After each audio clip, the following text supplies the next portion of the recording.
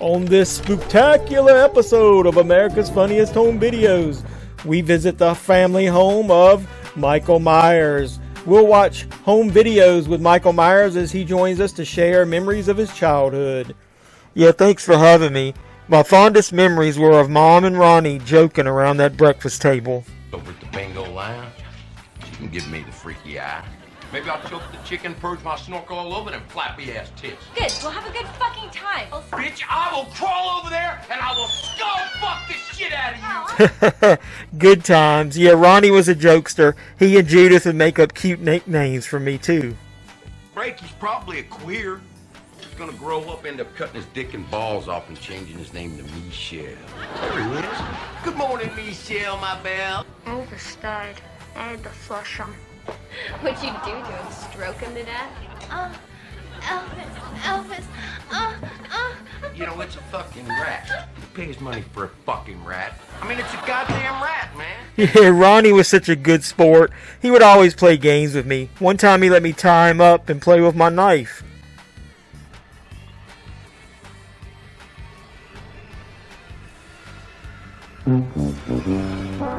Speaking of good sports, Steve, man, Judith's boyfriend, he would always play baseball with me. Those are great times.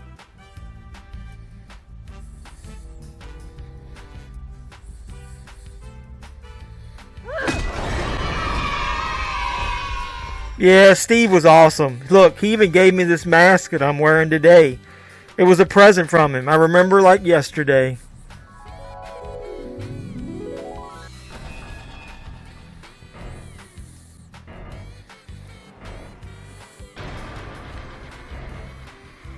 Yeah, those were the times in my life. I miss all those guys. One day they were here, and the next day they were gone. But thanks for watching my home videos with me. Bye, everybody. We hope you had a howling good time on this episode of AFV. Next week, join us and Pam as she visits the infamous house of the Texas Chainsaw Massacre. Maybe Leatherface will join on the next spectacular episode of AFV.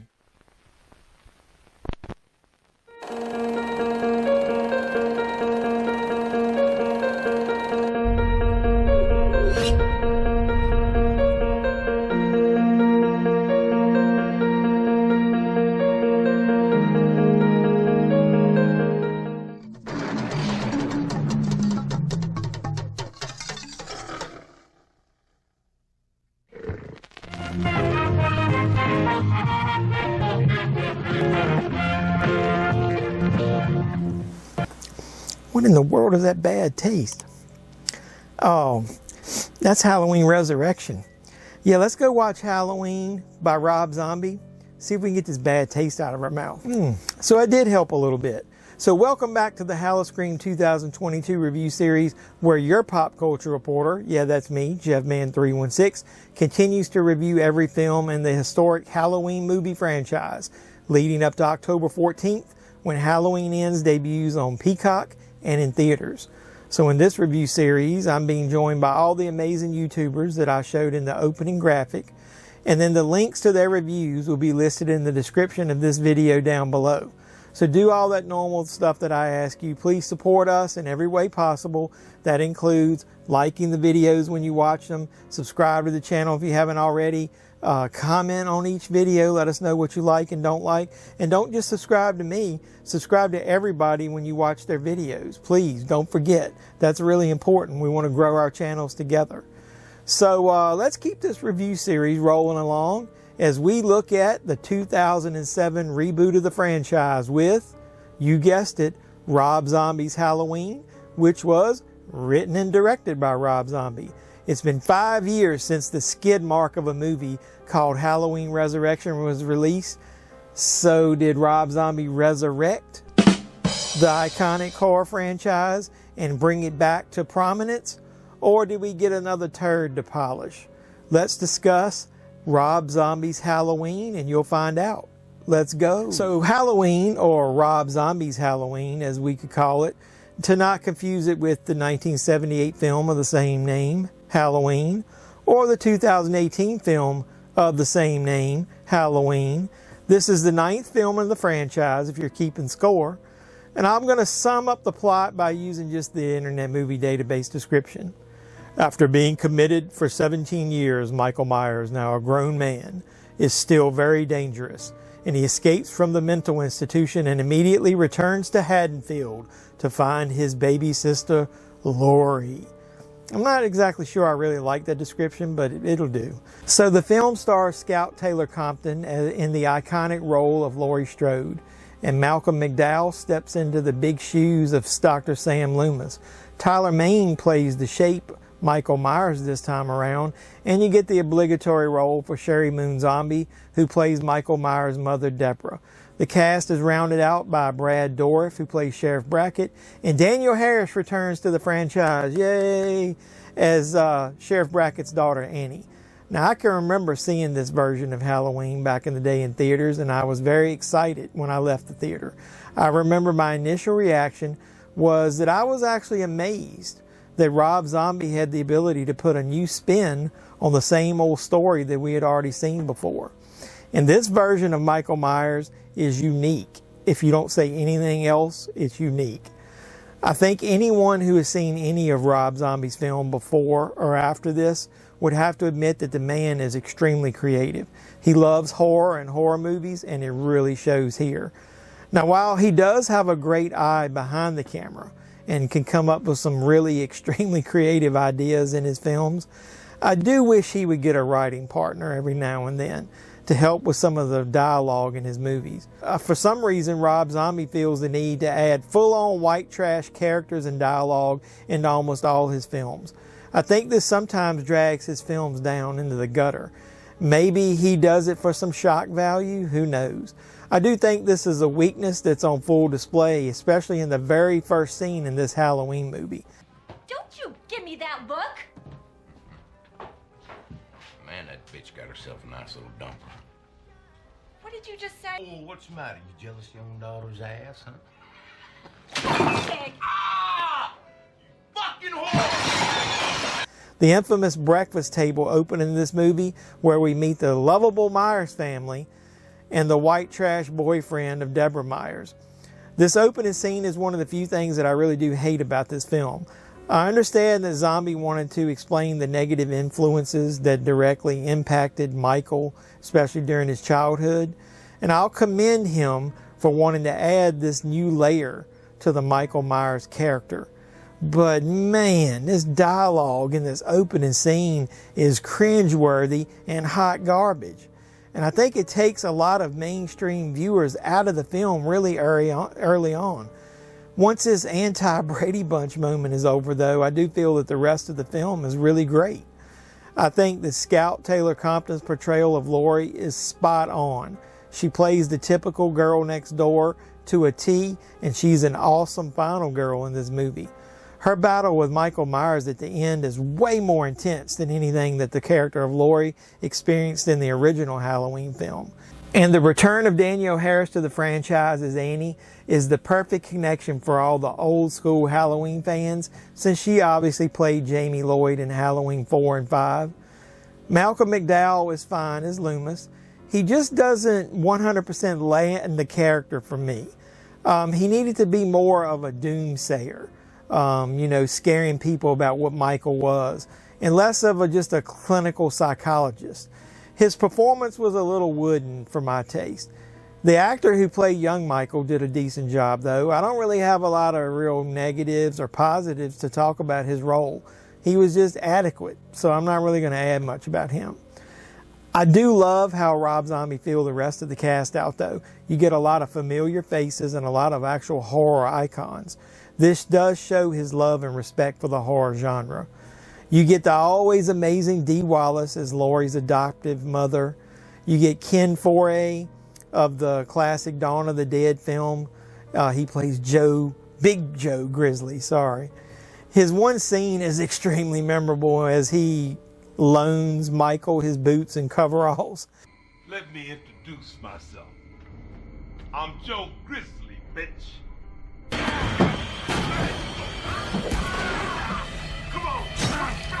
Yeah, Michael, you should thank Joe. So 80s scream queen Sybil Danning even makes a cameo here as the nurse who was quickly dispatched by the unhinged young Michael Myers. I also thought, I've already mentioned him, but the addition of Brad Dourif as Sheriff Brackett was a really nice touch. You know, you get the good old voice of Chucky getting a decent on-screen role here for a change. You actually see his face. So let's go ahead now and talk about Michael Myers in this version of the Halloween franchise. I do prefer my version of Michael Myers to be a little more mysterious. We don't really need to understand all of his motivations.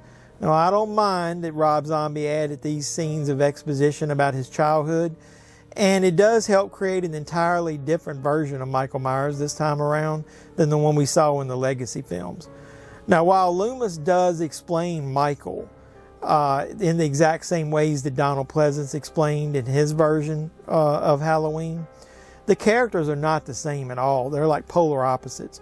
This version of Michael was negatively impacted by his environment at an early age. He displays the classic signs of a serial killer, even back then. Michael here is mentally deranged. He's a person dealing with emotional and mental trauma.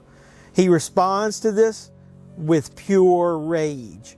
There isn't a feeling of an evil presence. There doesn't seem to be anything consuming him other than that rage. He is a serial killer.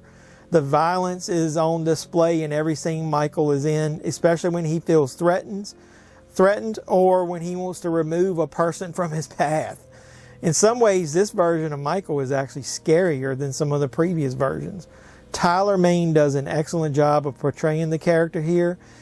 Just his physical presence on screen alone is so intimidating. You put this larger-than-life mountain of a man under a mask, and he becomes a full-blown killing machine who cannot be stopped. He literally plows straight through anyone and everyone that steps into his path. And I do love the mask here in this one as well. The idea of getting that shape mask early on in his childhood and then hiding it away was a really cool concept. This dingy, cracked mask version that was used for a majority of the film is pretty awesome, and it gives Michael a more sinister feel. So let's talk about Michael when he steps out into the hallway wearing this thing. It's oversized. That scene is creepy as fuck. It's awesome. It's one of my favorite scenes in the movie. So along the way, Rob Zombie does sprinkle in a lot of the scenes that are basically lifted straight out of the original movie. But I do think he does a good job of adding a lot of original content around those scenes or between them, so that a lot of the moments in this film do feel original. So I want to talk about the film. Let's talk about the look and the tone. This movie is filled with a sense of dread. It's real gritty. It's grimy. It's dirty. But that all brings the film together for this Rob Zombie's classic look. It's a very violent film, and I know that sounds silly. This is more horrific than the original. The original was atmospheric and scary. This one is in your face and is more terrifying. Michael Myers is brutal as fuck. There is very realistic looking violence here too. Nothing is subtle like in the original. It's like Michael Myers was picked up and dropped into a combination of Halloween 78 and the Texas Chainsaw Massacre 74. But that's a good thing. We get some of the same characters that we've grown to love in a polar opposite version of the film. So finally, let's talk about the film, the two different versions you can see. You get the unrated version, which is the version you mostly find in stores these days. At the beginning, it was actually hard for me to track down the theatrical version. The director's cut, I think, is about 11 more minutes, and it isn't drastically different than the theatrical cut. It isn't a ton of extra gore from what I remember, and I do believe the theatrical cut actually has 2 more killings in it, like the the hospital guards. And you know, I actually think I prefer the theatrical cut for only one reason. That fucking rape scene. I'm not even going to give a lot of details about it. I think it is totally out of place in the film. It doesn't belong there. It added nothing other than 2 more white trash characters that Michael Myers can kill. We didn't need it, so come on, Rob. Enough is enough with that shit. So overall, I think Rob Zombie's Halloween is a very good movie in the franchise. I'm going to give this one 2 pretty good thumbs up. This was a great way to wipe that bad taste of resurrection out of our mouths, like I mentioned at the beginning. It's a shame, though, that taste still is a little bit dirtier than I want it to be, but it's still a pretty good movie overall. So what did you think of Rob Zombie's Halloween? And do you have a preference of which version you watch, theatrical or unrated? Let me know. Drop some comments down below. Let me know what you think of the film and where you think it ranks in the franchise.